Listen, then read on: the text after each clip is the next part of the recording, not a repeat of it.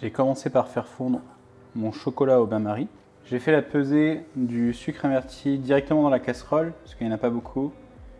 Pareil, si vous utilisez du miel, ça évitera d'avoir tout qui colle au fond du bol. Maintenant, on va faire chauffer notre crème. La deuxième pesée de crème infuse avec la poudre de vanille.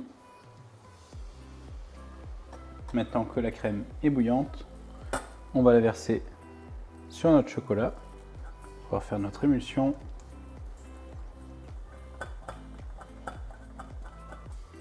Une fois que le chocolat est fondu, on va verser le tout dans un récipient haut. Bon, je vois qu'il y a encore quelques petites pistoles là.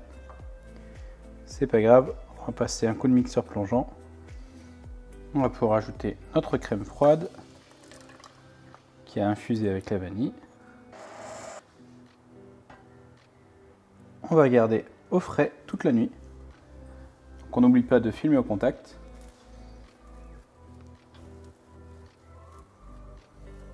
On va commencer par mélanger la farine avec le sel.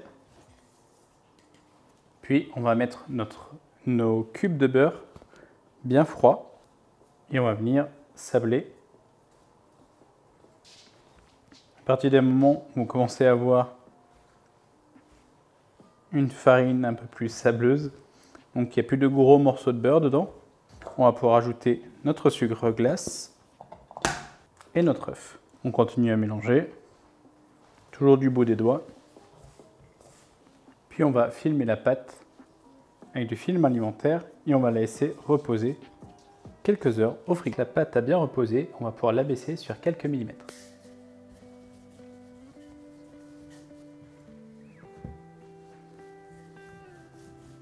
On n'hésite pas à fleurer le plan de travail pour éviter qu'elle n'accroche. Comme on voit que la pâte accroche beaucoup, c'est-à-dire que je l'ai sortie trop longtemps du frigo avant de la baisser.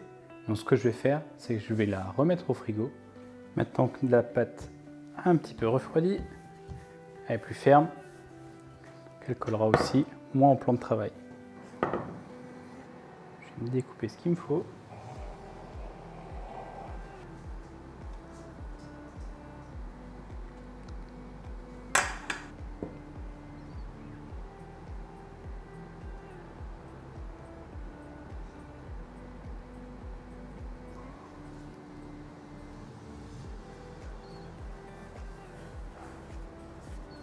Et un petit tour au congélateur.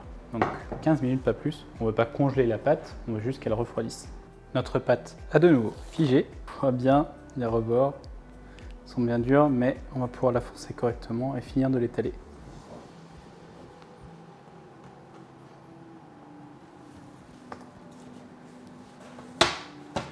On va pouvoir foncer notre pâte.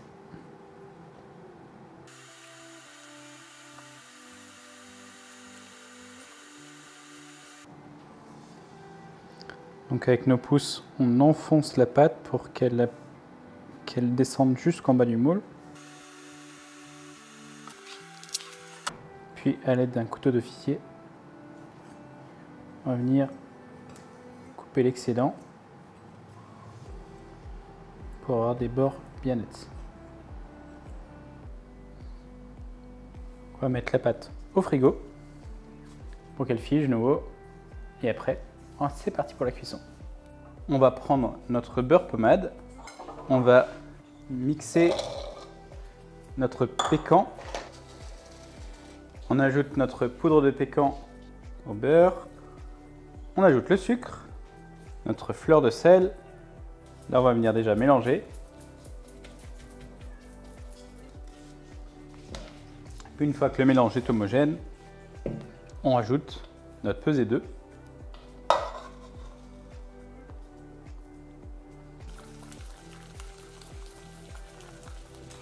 On va pouvoir mettre notre crémeux dans une poche. Le four est en train de... Bon, il arrive à température, il est à 170 degrés. Donc bien penser à préchauffer le four.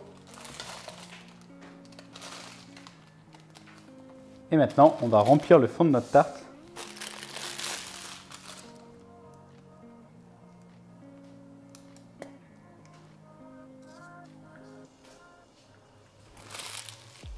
À l'aide d'une spatule, je viens égaliser.